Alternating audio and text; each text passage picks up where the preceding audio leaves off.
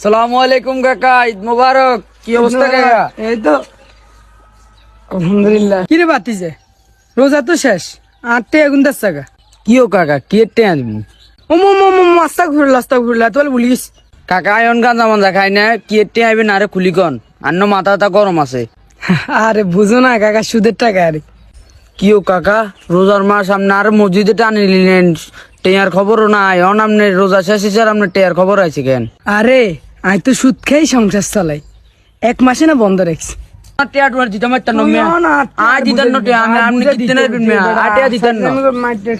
কি মাইটের মেয়া, আপনি রোজা রমজান মাসে কাকা অন্যগর মধ্যে কি হাতে আজীবন গায়ে সুদ।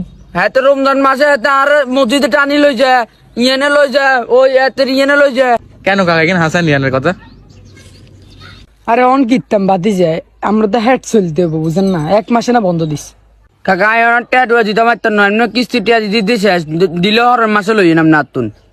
তুই আরে অন হালত করি হইলো লই দিবি। গ্যাঞ্জাম করণের দরকার নাই, ধর 1000 টাকা ল দিদি। লন আপনি আরো বেশি করে খাইয়েন, হেড গা ব করিয়েন। আচ্ছা সুবহানাল্লাহ সুবহানাল্লাহ।